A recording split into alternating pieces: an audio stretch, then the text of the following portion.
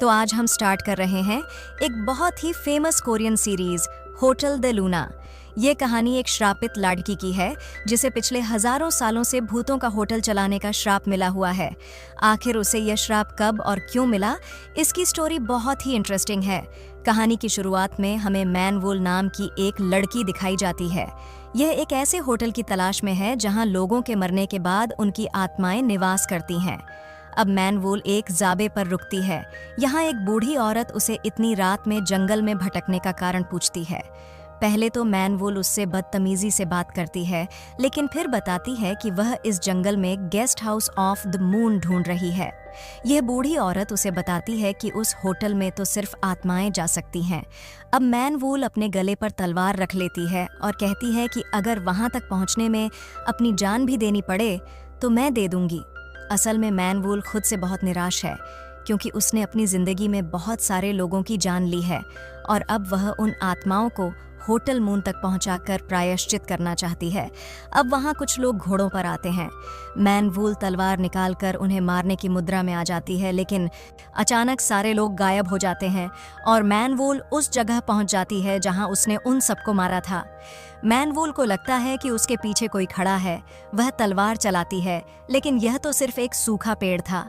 यह पेड़ मैन वूल की तलवार को धीरे धीरे निगलने लगता है और देखते ही देखते एक विशाल पेड़ में तब्दील हो जाता है। इसके बाद वहां एक होटल बनकर तैयार हो जाता है। यह वही होटल था जिसकी मैन वूल तलाश कर रही थी। वह बूढ़ी औरत असल में एक देवी थी जो मैन वूल को सही रास्ता दिखाने आई थी। अब कहानी 1998 में शिफ्ट होती है, जहां एक गरीब बाप अपने बेटे के जन्मदिन पर उसे पसंदीदा खाना न खिला पाने पर दुख व्यक्त कर रहा है। अब वहां से जाते हुए एक आदमी की पैसे गिर जाती है, जिसे वह बच्चा उसे वापस लौटा देता है। बच्चे की ईमानदारी से खुश होकर वहां मां गोई आती।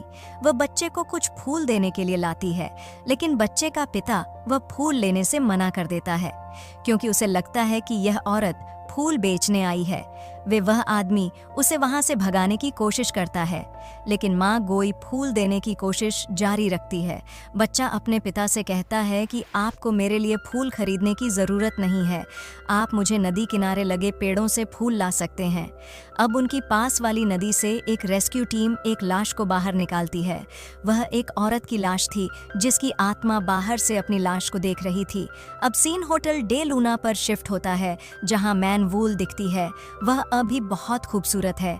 दीवार पर उसकी पुरानी तस्वीरें लगी हैं जो यह दिखाती है कि समय का मैन वूल की उम्र पर कोई असर नहीं होता। मैन वूल अपने ऑफिस की खिड़की से चांद देख रही है। तभी वहां होटल का मैनेजर आता है। अब मैनेजर होटल को खोलता है। होटल देखते ही देखते बहुत बड़ा और खूबसूरत रूप धारण कर लेता है। अब सीन शिफ्ट होता है उस गरीब आदमी पर जो चोरी करके भाग रहा होता है।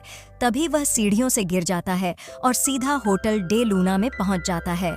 वहां उसकी मुलाकात उस औरत के भूत से होती है जिसकी लाश नदी से निकाली जा रही थी। अब वह दोनों होटल में आमने सामने बैठे हैं। वह औरत उस आदमी के कान से बहते खून के बारे में पूछती है, जिसे देखकर वह बताता है कि वह भागते हुए सीढ़ियों से गिर गया था। अब हमें उसी आदमी की बॉडी सीढ़ियों के पास पड़ी दिखती है। मतलब यह कि उसकी मौत हो चुकी है और उसकी आत्मा अब होटल डे लूना में है। अब होटल के स्टाफ की बातों से पता चलता है कि वे सभी मैन वूल से बहुत डरते हैं, क्योंकि वह बेहद सख्त है और होटल डे लूना की असली मालकिन है। अब वह आदमी होटल में भटकते हुए उसी पेड़ के पास पहुंच जाता है जिसमें कई वर्षों पहले मैन वूल की तलवार समा गई थी। पेड़ अब भी सूखा और निर्जीव पड़ा है, पर जैसे ही वह आदमी वहां पहुंचता है, पेड़ पर कुछ फूल खिल जाते हैं। वह आदमी वह फूल तोड़ लेता है ताकि उसे अपने बेटे के लिए जन्मदिन के गिफ्ट के रूप में दे सके। तभी वहां मैन वूल आ जाती है और उसे मारने लगती है, क्योंकि उसे लगता है कि वह कुछ चुरा रहा था। मैन वूल के जादू के कारण उसकी आत्मा गायब होने लगती है। वह आदमी मैन वूल से उसे छोड़ने की विनती करता है। तभी मैन वूल की नज़र उन फूलों पर पड़ती है। वह उन्हें देखकर हैरान हो जाती है, क्योंकि पिछले कई सदियों से उस पेड़ पर कोई भी फूल नहीं खिला था। वह आदमी बताता है कि आज उसके बेटे का जन्मदिन है और वह फूल उसके लिए थे। मैनवुल उससे कहती है कि वह उसे छोड़ देगी, लेकिन एक शर्त पर, और वह यह है कि 20 साल बाद उसका बेटा मैनवुल के लिए काम करेगा। उस आदमी के पास ज्यादा वक्त नहीं होता, इसलिए वह मैनवुल की शर्त मान लेता है। अब उसे होश आता है और वह हॉस्पिटल में होता है। मैनवुल उस औरत को शांति से जाने की बात कहती है, लेकिन वह औरत कहती है कि उसे उस मेयर को पकड़वा है जिसने उसे धोखे से मरवाया था। मैनवुल इसके बदले कुछ कीमत मांगती है और वह औरत इसके लिए तैयार हो जाती है। अब मैनवुल उस जगह पहुंचती है जहां मेयर को सम्मानित किया जा रहा है। वह वहां एक गन लेकर पहुंच जाती है। मैनवुल को केवल वह मेयर ही देख सकता है, जिससे वह घबरा जाता है। अब उस औरत की आत्मा भी वहां आ जाती है। उसे देखकर मेयर पागल जैसा व्यवहार करने लगता है। उसकी हरकतें पब्लिक और मीडिया के सामने आ जाती हैं, जिससे उसका पॉलिटिकल करियर खत्म हो जाता है और उस औरत को मुक्ति मिल जाती है। अगले सीन में मैनवुल को उस काम के बदले कुछ हीरे मिलते हैं, जिसे देखकर वह खुश हो जाती है। लेकिन तभी वहां होटल का मैनेजर आ जाता है और आधे हीरे होटल की मेंटेनेंस फीस के रूप में ले लेता है। बाकी कुछ हीरे मैनवुल के निजी खर्चों के लिए रखे जाते हैं और कुछ हीरे उस आदमी को देने के लिए जिसे मैनवुल ने उसके बेटे को 20 साल बाद काम पर रखने का सौदा किया था, ताकि तब तक उसकी परवरिश अच्छे से हो सके, क्योंकि इस साल बाद उसे होटल को ही सर्व करना था।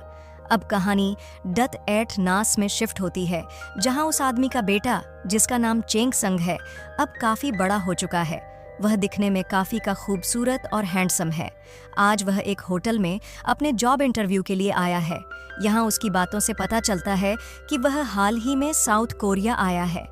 इससे पहले वह विदेश में रहता था, क्योंकि उसे अपने पिता की मैनवुल के साथ की गई डील का डर था। हालांकि उसे इस डील पर पूरा यकीन नहीं था। विद चैंग संग का इंटरव्यू सफल होता है और उसकी जॉब लग जाती है। अब होटल का एक स्टाफ मेंबर उसे बताता है कि उसके लिए एक गिफ्ट आया है, जिसे उसके ऑफिस में रखा गया है। चैंग सॉन्ग देखता है कि यह वही फूल है जो उसे पिछले 20 सालों से उसके जन्मदिन पर मिलते आ रहे हैं, लेकिन इस बार उन फूलों के साथ एक लेटर भी है, जिसमें लिखा है कि अब उसे होटल डे लूना के मैनेजर के पद पर नियुक्त किया गया है और कल से उसे काम पर आना है। ये पढ़कर परेशान हो जाता है और अपने पिता की कहीं बातों को याद करने लगता है। अब घर लौटते वक्त वह फूलों को एक डस्टबिन में फेंक देता है। जैसे ही वह ट्रेन के डिब्बे में प्रवेश करता है, वह देखता है कि डिब्बा खाली है और एक औरत वही फूल हाथ में लिए बैठी हुई है। वह समझ जाता है कि यह मैनवुल है, जिसके बारे में उसके पिता ने बताया था। अब चैंग संग उससे बात करता है और जॉब पर आने से साफ मना कर देता है। इस पर मैनवुल कहती है कि तुम्हें जॉब पर आना ही पड़ेगा, चाहे तुम कुछ भी कर लो। फिर मैनल उसे भूतों को देखने की शक्ति दे देती है। अब चैंग संग ट्रेन से उतरता है और चुपचाप घर की ओर बढ़ने लगता है। रास्ते में उसे होश आता है और वह अपनी मौत की बात याद करने लगता है, जिसमें उसके पिता ने कहा था कि अगर कभी मैनवुल से सामना हो तो तुरंत वहां से भाग जाना। अब चैंग संग विदेश जाने के लिए पैकिंग करने लगता है, लेकिन अब उसके पास भूतों को देखने की शक्ति थी, इसलिए उसे चारों ओर भूत नजर आने लगते हैं। एक भूत उसका पीछा करने लगता है, जिससे वह डर कर भागने लगता है। भागते हुए चैंग संग का सामना फिर से मैनवुल से होता है, जो उस भूत को पीछे हटा देती है। मैनवुल बताती है कि यह सब उसकी भूतों को देखने की शक्ति के कारण हो रहा है। यशु चैंग संग डर जाता है। अब दोनों बात करने लगते हैं। बातों के बीच मैनवुल को भूख लग जाती है और वह चैंग संग को एक होटल में ले जाती है। मैनवुल कहती है कि वह मरी नहीं है और वह कोई भूत भी नहीं है। इस पर चैंग संग पूछता है कि क्या तुम कभी मरोगी? इस सवाल को मैनवुल टाल देती है। अब वहाँ एक बूढ़ा आदमी मैनवुल को घूर रहा होता है। वह वही मेयर है जिसका करियर मैनवुल के कारण खत्म हो गया था।